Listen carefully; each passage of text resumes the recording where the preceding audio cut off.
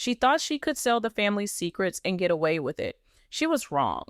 For months, private conversations from inside the big house were appearing in the tabloids, leaking out like a slow poison that infected the very foundation of Roloff Farms.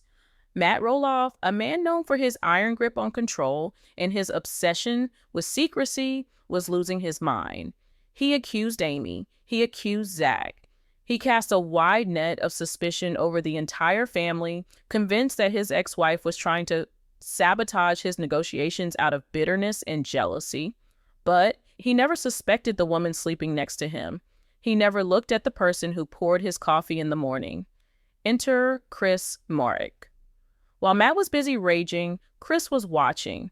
Suspecting a mole within the inner circle, Chris executed a brilliant intelligence maneuver known in the spy world as a Canary Trap. He didn't use cameras and he didn't use microphones. He used words. He planted 3 different lies with 3 different people to see which one would end up in the headlines. When the story appeared, it didn't point to Amy and it didn't point to the kids. It exposed Caryn Chandler as the source of the leaks. Now, Caryn isn't just facing a breakup or a simple departure from the farm. She is staring down the barrel of $1 million lawsuit and potential jail time for violating a court-sealed non-disclosure agreement. How did Chris catch her, and what happens when the woman you love becomes the defendant in the trial of the century? Let's open the file. Before we dive into the details of this masterclass in betrayal and the legal nightmare that is about to unfold, I need you to do something for me. We are exposing the secrets that TLC and the tabloids are too afraid to touch. We are digging deeper than anyone else into the financial and legal realities of Roloff Farms. If you want to stay ahead of the curve and know the truth before it hits the newsstands, hit that like button right now. It helps us get this information out to more people. And if you haven't already, smash that subscribe button and turn on notifications. You do not want to miss the fallout of what we are about to reveal. The list of secrets is long, and we are going through it all. Join the team and let's get to the truth. To understand how Caryn Chandler ended up in this position, potentially facing civil contempt and a 7-figure penalty, we first have to understand the environment of paranoia that Matt Roloff has cultivated on the farm. Roloff Farms is not just a pumpkin patch, it is a corporation. It is a multi-million-dollar enterprise with moving parts, land negotiations, and media contracts. Matt Roloff views himself not just as a reality TV star, but as a CEO. And like any CEO of a major corporation, Matt is obsessed with proprietary information. Over the last few years, as the family dynamic fractured and the divorce with Amy turned into a cold war, Matt's paranoia increased exponentially. He began to feel that everyone was out to get a piece of the pie, or worse, to destroy the legacy he built. This paranoia birthed the non-disclosure agreement. According to sources close to the production and legal experts who analyze reality TV contracts, Matt Roloff implemented a strict draconian NDA for anyone entering the inner sanctum of the farm's business operations. This wasn't a standard confidentiality agreement that you sign when you get a new job. This was a high-stakes legal binding document designed to ruin anyone who crossed him. The terms were simple but brutal. No discussing land negotiations, no discussing Matt's medical history, no discussing financial assets or estate planning with any third party, specifically media outlets, without express written consent. The penalty clause was the hammer, $1 million per occurrence. Matt wanted to ensure that if anyone betrayed him, the cost would be their entire financial future. He made everyone sign it, contractors, farmhands, and yes, even family members and romantic partners involved in the business side of things. Caryn Chandler, as his farm manager turned fiancé, was deeply embedded in the business. She signed the paper. She knew the stakes, but contracts are only as good as the people who sign them, and ink on a page cannot stop greed or desperation. The trouble began several months ago. It started with whispers, small details about the farm negotiations, specifically the deal with Zach and Jeremy failing, began to leak to the press before the episodes even aired on TLC. This is a major problem. Reality TV relies on suspense. If the audience knows what happens before the season premieres, the ratings drop. If the ratings drop, the money stops. Matt was furious. He was receiving pressure from the network executives who were demanding to know who was leaking the storylines. Matt, in his typical fashion, looked outward. He looked at the person he had been fighting with for years, Amy Roloff. In Matt's mind, it made perfect sense. Amy was the scorned ex-wife. Amy was the one who was pushed off the farm. Amy had every motive to leak information to embarrass Matt or to spoil the show's storylines to hurt his bottom line. He began to freeze her out. He launched verbal tirades accusing her of being bitter and jealous, claiming she was trying to sabotage his future because she couldn't handle his happiness with Caryn. He was blind to the reality of the situation because his bias against Amy was so strong. He was so focused on the enemy across the field that he didn't check the enemy in his own bed. But why would Caryn do it? This is where the story takes a dark, noir thriller turn. Behind the scenes, reports have been circulating persistent regarding Caryn's financial situation. While she projects the image of the stable, supportive partner, insiders suggest there may be hidden pressures.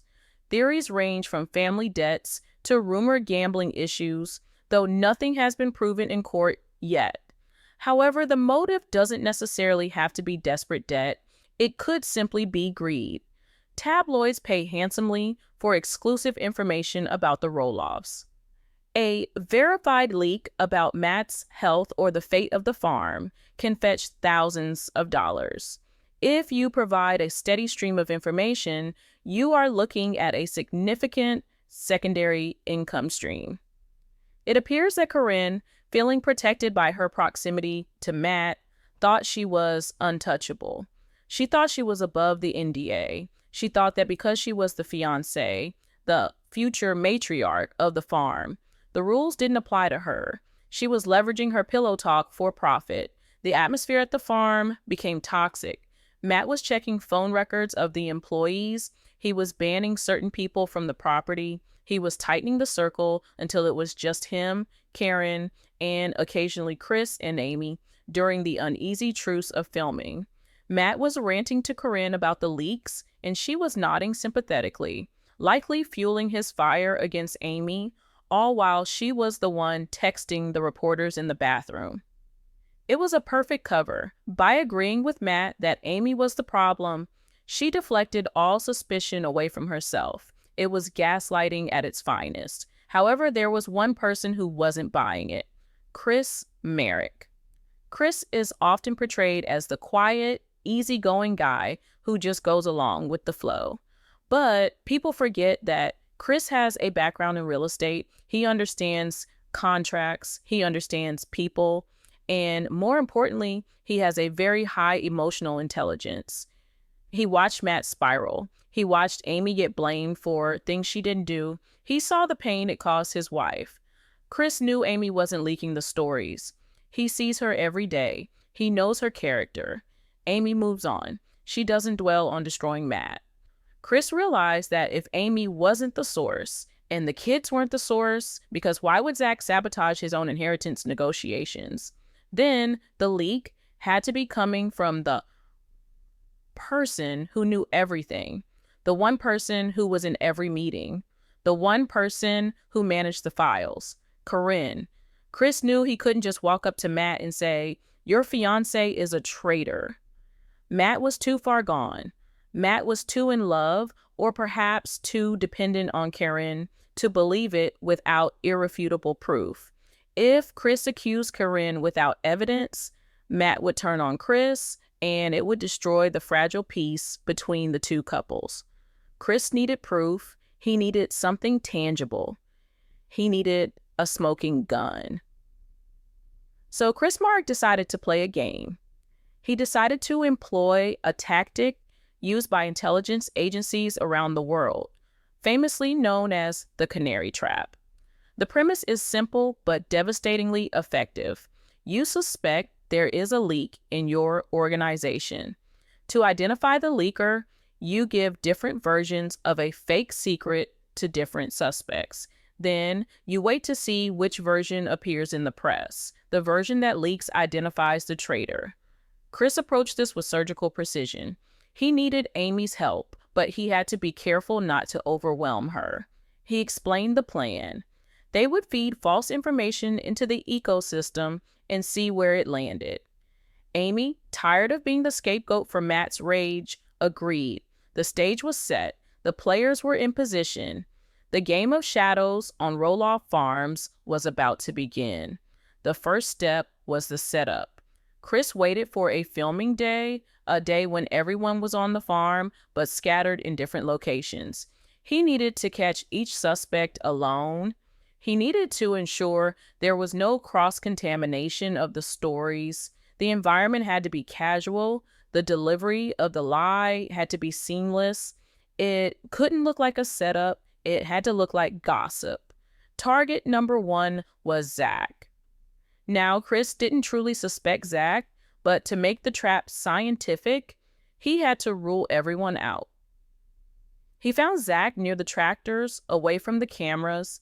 He leaned in, lowering his voice, acting as if he was sharing a burden. He told Zach that he had overheard Matt on a serious phone call. He told Zach that the negotiation for the farm wasn't just stalled, but that Matt had secretly opened a channel with Amazon. He told Zach that Matt was planning to sell the entire north side of the property to Amazon for a distribution warehouse hub. It was a plausible lie. Matt is a capitalist. He loves money. Selling out to a corporation fits his profile. Chris told Zach, "Don't tell your mom, and definitely don't tell Caryn. I just wanted you to know." Zach, looking concerned, nodded. The seed was planted. If the tabloids ran a story about Roloff Farms turning into Amazon warehouse, Chris would know the leak was Zach. Target number 2 was a high-level producer on the show. Chris suspected that perhaps the leaks were coming from the crew. He pulled the producer aside during a lunch break. He told the producer in strict confidence that he and Amy were having massive marital problems and that Amy was secretly looking at properties in Europe. He spun a tale that Amy wanted to quit the show, leave the country, and move to Italy to open a bed and breakfast. He said, "We haven't told Matt yet, so please keep this off the record." If the tabloids ran a headline saying Amy Roloff quits, moving to Italy, Chris would know the production team was the sieve. Then came the main event. Target number 3, Caryn Chandler. Chris waited for the perfect moment. It was late afternoon. Matt and Caryn were in the big house. Matt had stepped away to use the restroom or take a call, leaving Chris and Caryn alone in the kitchen. The air was thick with the usual tension, but Chris broke the ice. He acted vulnerable. He acted like he was concerned for Matt. He looked at Caryn and said, "You know, Matt has been acting strange lately. I think it's because of the adoption plans." Caryn's ears perked up. She looked at him confused. "Adoption plans?" she asked. Chris played it perfectly. He feigned surprise. "Oh, I thought you knew. I probably shouldn't be saying this, but I saw some papers on his desk when we were looking at the barn blueprints. It looks like Matt is secretly inquiring about adopting a child. Maybe he wants a fresh start, a legacy he can mold from the beginning." It was an outrageous lie. Matt Roloff, at his age, with his health issues, adopting a child? It was absurd. But it was also juicy. It was exactly the kind of bombshell, shock value story that the tabloids drool over. It had drama, it had scandal, it had the "what is he thinking" factor. Chris watched Caryn's face. She didn't dismiss it, she didn't laugh. Her eyes lit up with the recognition of information. She pressed him for a detail or two, and Chris improvised, mumbling something about an agency in Asia. Then he heard Matt coming back. "Don't mention I said anything," Chris whispered. "He'd kill me." Caryn nodded, a small, secretive smile playing on her lips. "My lips are sealed," she said. The trap was set. The bait was taken. Now, the agonizing wait began. Chris Marek became a man obsessed with the news cycle. He checked the supermarket tabloids. He refreshed the celebrity gossip blogs every hour. He monitored the hashtags related to little people, big world. He had to be patient. These things take time to filter from the source to the editor to the page. 1 day passed. Silence. 2 days passed. Nothing but recycled stories about pumpkin season. Chris began to worry. Had she not taken the bait? Was she smarter than he thought? Had he misjudged her? Maybe she knew it was a test. But then, on the morning of the 3rd day, the trap snapped shut with the violence of a steel cage. Chris was scrolling through his phone with his morning coffee when he saw it. A digital exclusive from a major national tabloid. The headline screamed in bold black letters, "Roloff shocker, Matt planning to adopt, inside sources reveal secret baby plans." Chris froze. He clicked the link. The article was filled with exclusive details from an insider close to the family. It detailed how Matt felt his current children had disappointed him and how he wanted a do-over with a new child. It mentioned specific details about an agency in Asia. It was the story. It was the specific, unique, absurd lie that Chris Marek had told to exactly one person on the face of the earth. He hadn't told Zach. He hadn't told the producer. He hadn't told Amy. He had only told Caryn Chandler. The feeling of validation was quickly replaced by a cold realization of the fallout. This wasn't just gossip anymore. This was proof of a betrayal so deep it would shatter the family dynamic forever. Caryn hadn't just gossiped to a friend. She had gone straight to the press. She had sold a lie about her own fiancé for a paycheck. She had humiliated Matt with a fake story that made him look delusional. Chris printed the article. He didn't text Matt. He didn't call him. This had to be done, face to face. He drove over to the big house. The drive felt longer than usual. He was carrying a grenade into a glass house. When he arrived, Matt was in his office, looking stressed, likely already fielding calls about the ridiculous adoption rumor. Caryn was there too, sitting on the sofa, scrolling on her iPad, acting the picture of innocence. She looked up as Chris walked in, and for a split second, she might have seen the change in his eyes. The easygoing Chris was gone. The enforcer had arrived. Chris didn't waste time with pleasantries. He walked straight to Matt's desk and slapped the printed article down on the wood. "Matt, have you seen this?" Chris asked, his voice steady but hard. Matt looked up, exasperated. "Yes, I've seen it, Chris. It's ridiculous. I don't know where these people come up with this garbage." "Adopting? I'm trying to retire, not start over. It's just more lies from the haters." "It's not from the haters, Matt," Chris said, turning his body to block Caryn's path to the door, though he didn't look at her yet. "And it's not a lie that the tabloids made up. I made it up." The room went silent. The air conditioning hummed. Matt frowned, confused. "What do you mean you made it up?" "I told this story," Chris continued, locking eyes with Matt. "I made up a lie about you adopting a child from Asia.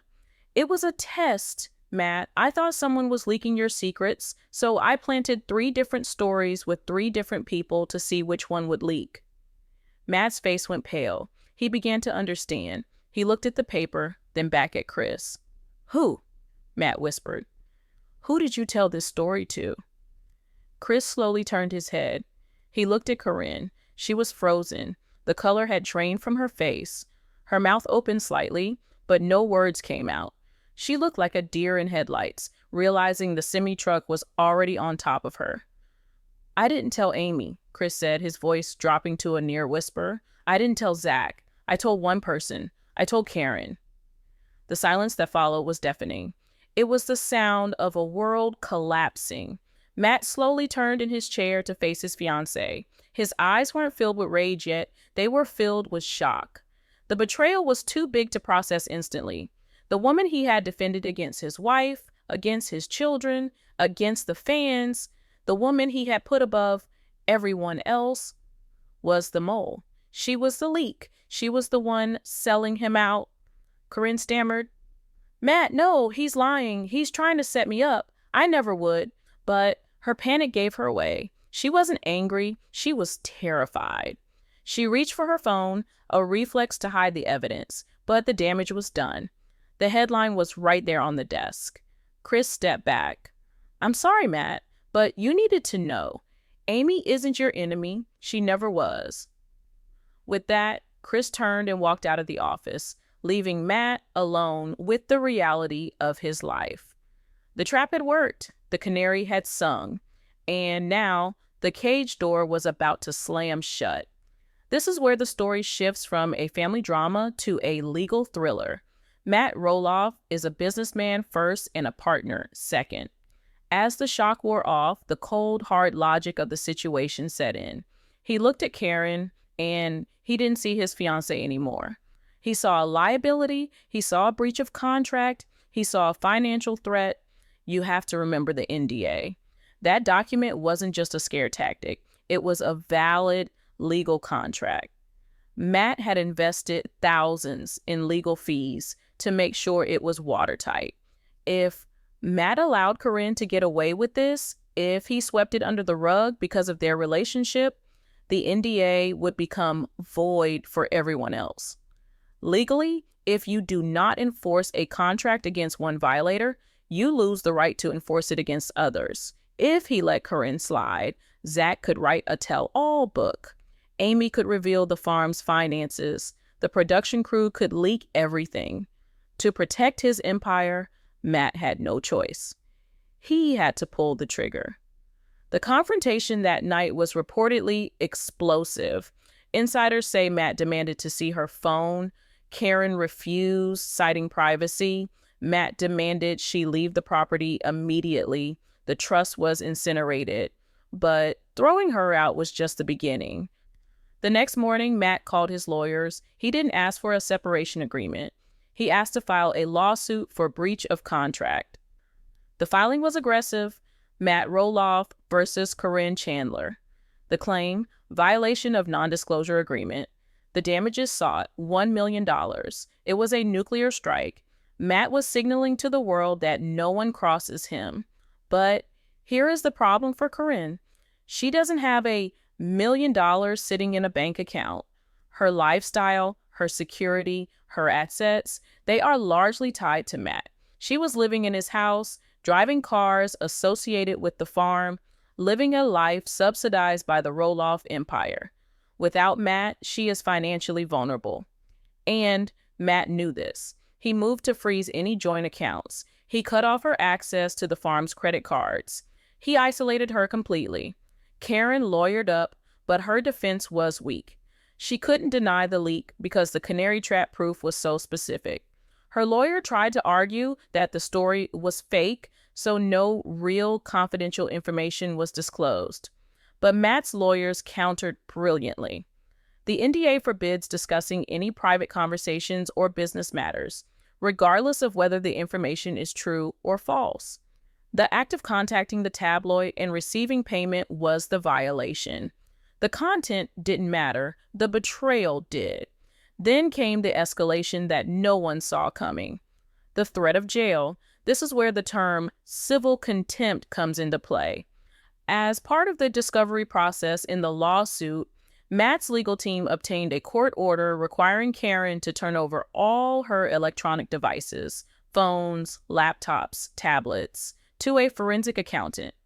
They wanted to know how deep the rot went. They wanted to know what else she had sold. They wanted to see her emails with the tabloid editors.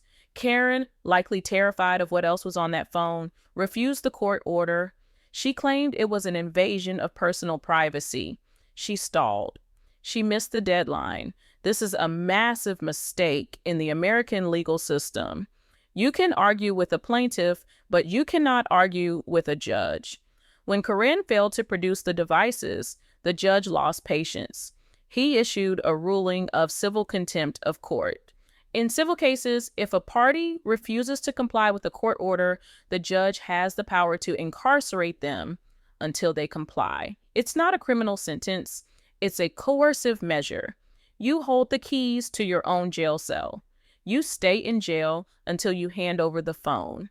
The image of Caryn Chandler, the woman who thought she would be the queen of Roloff Farms, potentially being escorted out of a courtroom in handcuffs, is a stark reminder of how quickly fortunes can change. She gambled everything on a few checks from a magazine, thinking she was smarter than the system. But she forgot that she was playing against a man who has spent his entire life overcoming obstacles and controlling his environment. And she forgot that Chris Marek was watching. As we wait for the next court date, the farm is silent. Matt is isolated, heartbroken, but vindicated. Amy and Chris are watching from a distance, their names cleared, their integrity intact. And Caryn is alone, facing a mountain of debt and the terrifying prospect of a jail cell if she doesn't surrender her secrets. The trap worked perfectly, but the cost was everything. We are going to keep monitoring the court filings. As soon as the judge makes the final ruling on the contempt charge, we will have that update for you. But I want to know what you think. Is Matt Roloff right to sue his own ex-fiancée for $1 million, or is he taking it too far? And do you think Caryn has more secrets on that phone that could destroy the family? Let me know in the comments below. Don't forget to like and subscribe. The story isn't over yet. The legal war that erupted following Chris Marek's discovery was swift, brutal, and public. While the tabloids were still reeling from the retraction of the fake adoption story, Matt Roloff's legal team was filing paperwork that would dismantle Caryn Chandler's life piece by piece. This wasn't just a breakup, it was a corporate liquidation of a romantic partner. To understand the gravity of the situation, you have to look at the specific clauses of the lawsuit filed in the Oregon Circuit Court. Matt didn't just sue for the breach of the non-disclosure agreement regarding the fake story. He sued for breach of fiduciary duty and intentional infliction of emotional distress. By leaking false information that painted Matt as mentally unstable or delusional regarding the adoption, Caryn had damaged the Roloff Farms brand. The farm relies on a wholesome, competent image to sell pumpkins and secure sponsorship deals. A CEO who is secretly planning to adopt children in his 60s looks erratic to investors. Matt's lawyers argued that Caryn's greed didn't just hurt Matt's feelings, it devalued the company. And that is where the $1 million figure comes from. It isn't an arbitrary number picked out of thin air. It is a calculated assessment of potential damages to the brand's reputation and future earning potential. But the most terrifying aspect for Caryn isn't the debt. It is the immediate threat to her freedom. This brings us back to the concept of civil contempt, a legal weapon that is currently hanging over her head like a guillotine. During the preliminary hearings, Matt's attorneys successfully argued that if Caryn was leaking fake stories, she was likely leaking real financial data as well. They petitioned the court for a forensic preservation order. This order legally required Caryn to surrender every digital device she owned, her iPhone, her iPad, her laptop, and even her Apple Watch, to a third-party forensic expert. They wanted to clone the hard drives and recover deleted text messages. They wanted to see the communication logs with the tabloid editors. They wanted to follow the money trail to see exactly how much cash changed hands. Caryn, realizing that her digital footprint contained the smoking gun that would not only lose her the lawsuit, but perhaps expose her to criminal extortion charges, panicked. She defied the order. She claimed she had lost her phone. Then she claimed it was broken. Then she claimed attorney-client privilege. The judge, known for a zero-tolerance policy regarding discovery tampering, saw right through the stall tactics. He issued a stern warning: comply within 48 hours or face the consequences. When the deadline passed and the devices were not turned over, the legal definition of the dispute changed. It was no longer Matt versus Caryn. It was now the state of Oregon versus Caryn Chandler for contempt of court. The judge has the authority to issue a bench warrant for her arrest. In civil contempt cases, the defendant is sent to jail not as a punishment for a past crime, but as a coercive measure to force compliance. The legal saying is that the prisoner carries the keys to their own prison cell in their pocket. Caryn could sit in a county jail cell indefinitely until the moment she agrees to hand over the password to her phone. It is a game of chicken between a woman trying to hide her secrets and a judicial system that demands the truth.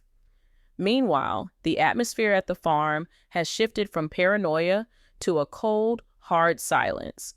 Matt Roloff has reportedly gone into full CEO mode. Sources close to the production say that Matt is devastated emotionally but has compartmentalized the pain to focus on survival. He feels like a fool. He spent years defending Caryn to his children, pushing Zach and Jeremy away, and alienating Amy, all to protect the woman who was selling him out for pocket change. The realization has caused a massive shift in the family dynamic. For the first time in years, Matt has reached out to Amy, not to fight, but to apologize. He acknowledged that Chris Marek saved him. If Chris hadn't executed the Canary Trap, Matt might have married Caryn. He might have signed a marriage certificate without a prenup or with a weakened one, and she could have taken half the farm. Chris Marek didn't just expose a leak. He saved the Roloff legacy from a hostile takeover from within. Amy and Chris, for their part, have taken the high road. There has been no public gloating, no "I told you so" posts on social media. They are simply watching the legal process play out. But inside the farmhouse, there is a sense of vindication. Chris proved that his loyalty to the family was real. He proved that he wasn't there for fame. He was there to protect his wife and, by extension, the complicated family she is attached to. The trap he set was simple, elegant, and devastatingly effective. It stripped away the lies and left the truth exposed for everyone to see. Now, Caryn stands alone. Her assets are frozen. Her reputation is in tatters. The tabloids that once paid her for scoops have turned on her, running stories about her legal troubles because that is now the more profitable headline. She is learning the hard way that when you dance with the devil, he eventually stops paying for the music. She has a choice to make in the coming days: surrender the phone and face the financial ruin of the lawsuit, or refuse and face the physical reality of a jail cell. Matt Roloff is not backing down. The NDA is ironclad, the trap was perfect, and the bill is finally coming due. Chris Marek might be the smartest man in reality TV history. He cleared Amy's name, saved the farm's future, and exposed the mole with one brilliant lie. Do you think Matt will actually let Caryn go to jail to protect his secrets, or will he crack at the last minute and bail her out? I want to know what you would do if your partner sold your secrets for cash. Would you press charges, or would you just walk away? Let me know in the comments below. And if you want to know what other secrets Caryn might have leaked, including the rumors about the farm sale that we haven't even touched on yet, hit that subscribe button. The list is long, and we are going through it next. Stay tuned.